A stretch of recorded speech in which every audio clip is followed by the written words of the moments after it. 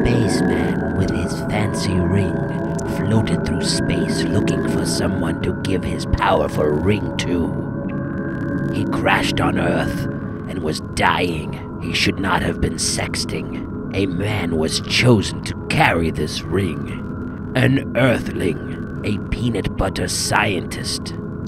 He was chosen by the ring to use its power for good. Green Lantern, I need the peanut butter report. Green Lantern! The new Green Lantern was born!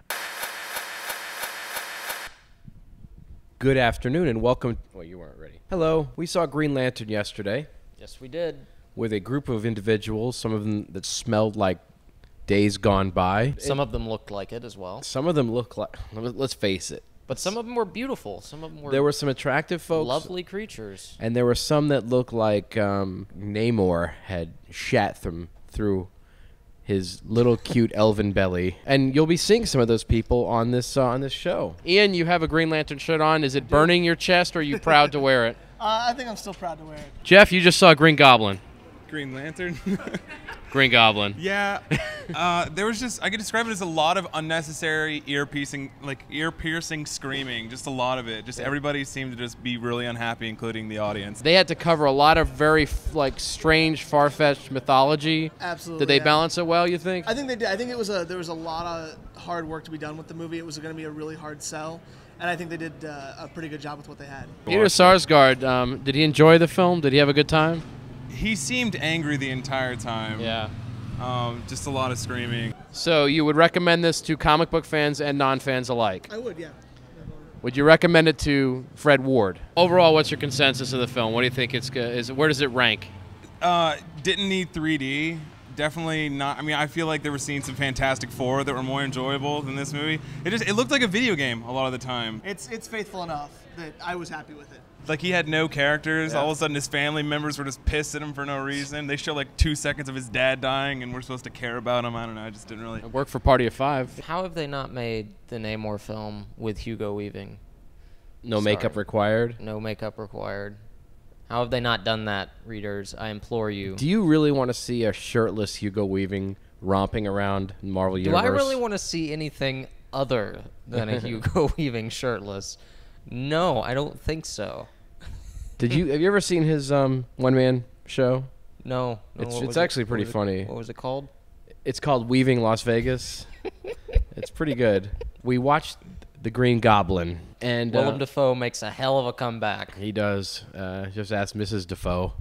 Who was Dafoe in that movie? In which one? The villain. Who was Dafoe? Green Hornet. This is the one about the guy with the jewelry. Green Onions? He has a ring of power charged by a lantern Fucking of power. lantern.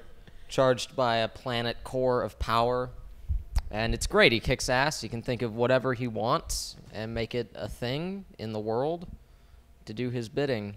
But the movie actually starts right off the bat with history lesson. Gets into the Cosmos stuff. Shows you how the villain gets set up. Lots of CGI, but the effects are really good right off the start. And then it dumps you into the real world. You seem to like the movie more than I did. I think a touch. To me, it feels like if you were to take Iron Man and Thor and shove them into one chassis, Yes. it would sort of be fair. Green Lantern, except they've already happened. So Yep. they've kind of established themselves, and in its sad, unfortunate way, Green Lantern doesn't get that privilege. It I think that's a little feels stretch with Thor. I mean, we're only a few weeks difference between the two first real spacefaring films in the comic book movie canon. I think you're forgetting about American Splendor. Touche. Actually, Harvey Picard is traveling through space right now. I think he made a cameo. in He was this, one of the screaming pains. yeah, it would be among funny if Parallax. Harvey Picard succumbs to his illness, and then that giant floating space face eats him. What's its name again? Roger? Parallax. Parallax. I knew it was something like that. Yeah, I really liked it. That's way too far. I liked it. I liked it more than Thor, which I was a fan of, but not particularly enthused about. I think they have very similar problems and that all of their Earth-based stuff ranges from corny to okay. Green Lantern, I don't think it's aggressively stupid or very cynical and that they just did whatever. All the character beats are attempted. There's service done.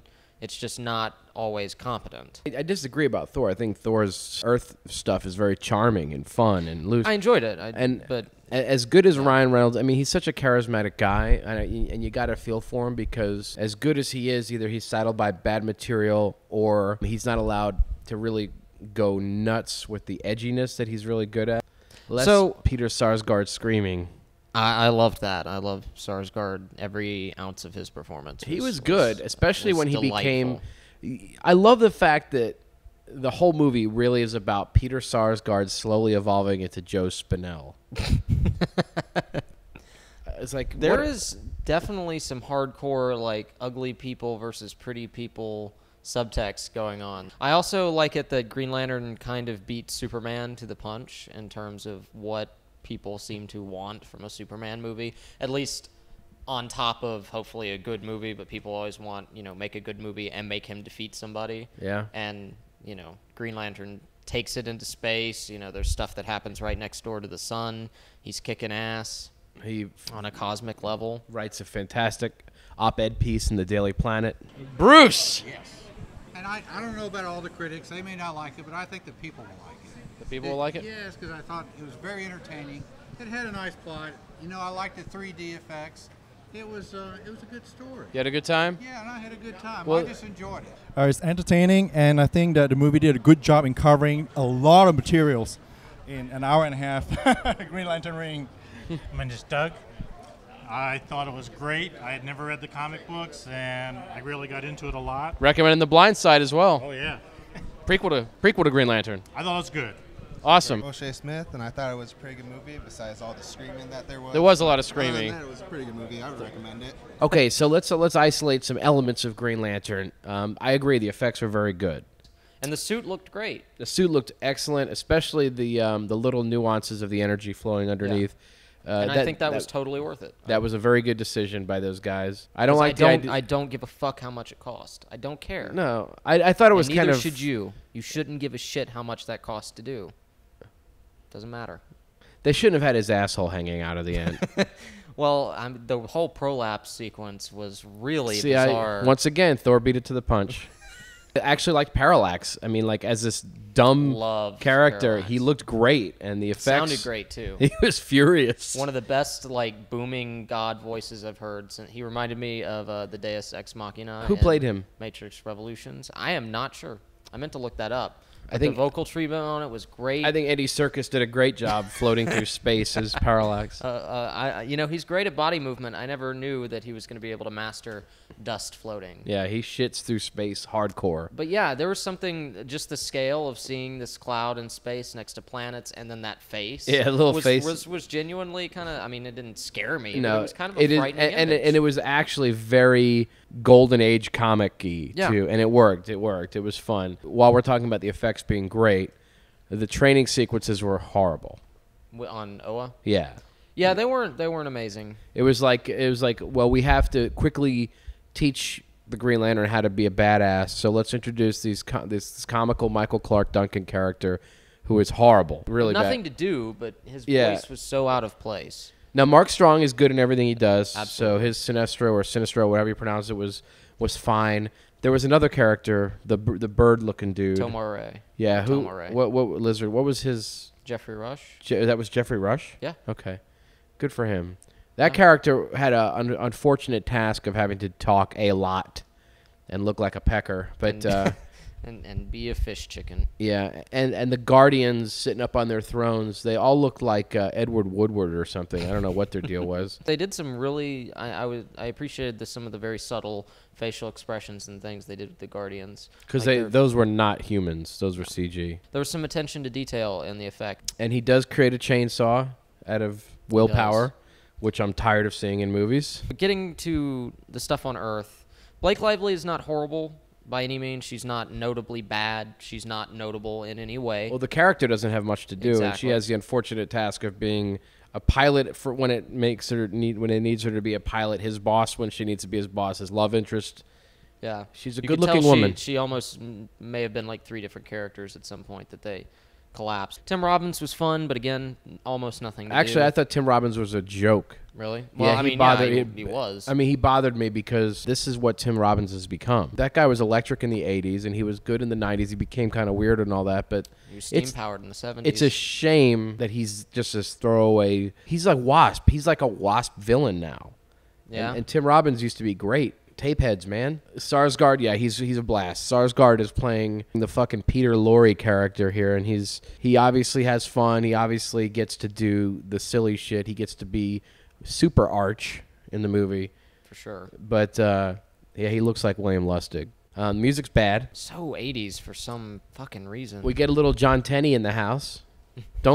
John Tenney fans, don't get excited. He's not really in much of the film. We're here with Adam Hill. Adam Hill. Oh, yeah, you're a longtime Chud reader. I am. Yes, you are. So what's your take on the film? Well, I was entertained, but it seemed like Top Gun in outer space. I think people who didn't watch or who didn't read the comic books are going to love this.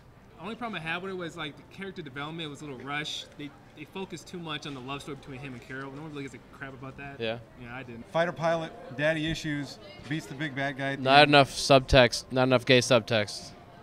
Oh, there wasn't another fighter pilot to be gay with. Blake Lively. Well, that's not gay at all. Damn it. It's entertaining. I'd recommend people go see it. It's okay. I mean, it's not better than X-Men. It's not better than the first Iron Man ever. That's probably the best comic book movie ever, so I think.